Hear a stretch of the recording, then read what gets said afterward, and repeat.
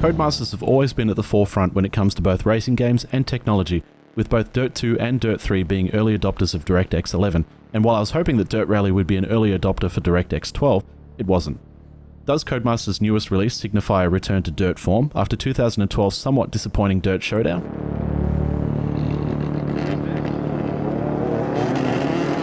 If you're coming into this expecting all the over-the-top modes and cars from Dirt 3, you're probably going to be in for a bit of a shock, as Dirt Rally is pretty stripped back in terms of bells and whistles, and aims to focus entirely on the rally experience as you might expect from the name.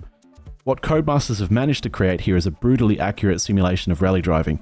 It's a lot more tense, the stakes are a lot higher, and it's a lot more about your skill rather than the parts you put into your car, though that does help, sometimes. Gone are the racing modes like Gymkhana and drifting, though you still do have a number of options that include career, league and custom races that will allow you to set up things like championships, hill climbing events and Rally X. The breadth of things to do has been reduced, but there's still plenty of meat here to sink your teeth into. At first glance, career mode takes a similar approach to Dirt 3. You start in a certain class and complete a number of events. Where it differs though is having to purchase cars to compete in certain events. Theoretically, you can earn enough credits to buy cars in non-sequential order. You'll just need to spend a lot less time damaging a car and a lot more coming first. I don't think I've ever actually played a game with quite this kind of brutal approach. Much of the damage your car takes is persistent, so if you smash your headlights in one race, you're going to have to deal with that in the next race. You'll also find the game is unforgiving of those who total their cars as well. If you wipe out in the first bend of a race, that's it. You'll forfeit the championship you're in, regardless of how well you were doing up to that point. It's a lot more realistic and forces you to take care of your car if you want to see it through to the end of a championship. The persistent damage brings me to part of the game I actually really like. It's insanely difficult to maintain a perfectly intact car during the kinds of conditions you'll be racing in, and while the damage does carry over, you can hire a team who'll work on your car between races.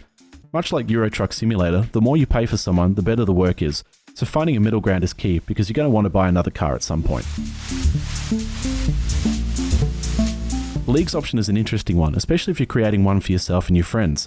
Competitions take place in the form of seasons, and it's up to you to set the vehicle restrictions and pick the conditions that people will race in.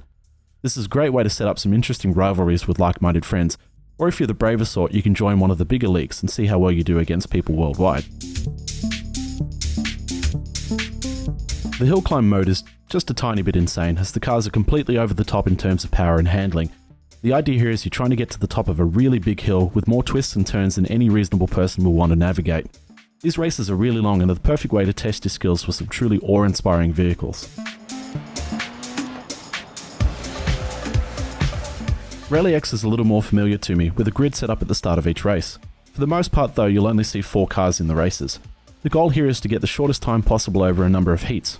I wouldn't say this is as exciting as the rally maps or hill climbing, but Rally X is great if you're after something short. Each course in Dirt Rally looks amazing, and Codemasters have gone out of their way to pack as much detail in as possible. Everything looks and feels like it should, from the frozen cliffsides to the ample forests that are oh so terrifying to be flooring your car through. Surprisingly, the game's not that taxing, and even a colleague's less than powerful computer barely missed a beat running it.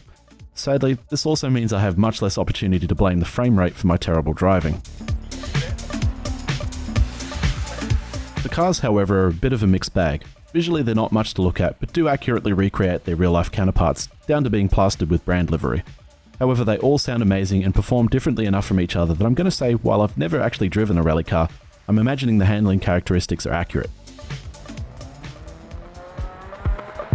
Codemasters have also done a great job of crafting a soundscape that changes convincingly as you change gears, tear around corners and barrel through torrential rain. I challenge you to try driving in cockpit view with headphones on and not giggle with excitement over how good it sounds. Into right 5, half long, 130. If you've watched any of my previous racer reviews, you'll know that I use a racing wheel, and I can say conclusively that it is vital to make sure everything is set up correctly so the game can give you the right kinds of feedback. I personally found I needed to turn my force feedback up quite a bit to maximise my ability to make small corrections on the track. Turning things up made it much easier to feel all those bumps and dips, especially when I missed what my co-driver was saying. As mentioned previously, the game is very unforgiving of mistakes and doesn't care how well you're doing in a championship if you run off the track. It really requires a lot of concentration. Listening to your co-driver is vital, as some of the tracks have a tendency to be a bit confusing with offshoots sometimes looking like the direction you're supposed to go. The less damage to your car, the better your performance, so it can sometimes be better to slow things down a bit and take it easy. But you'll also find some of your opponents verge on the superhuman, and staying ahead of the pack will definitely challenge your abilities. Given the hyper-realism of Dirt Rally, it may not be for everyone. It looks and sounds amazing, and there's definitely a market out there for this type of game. I've enjoyed the challenge, and if you're looking for something that's going to test you, or is just a little bit different from other games, I totally recommend picking this up.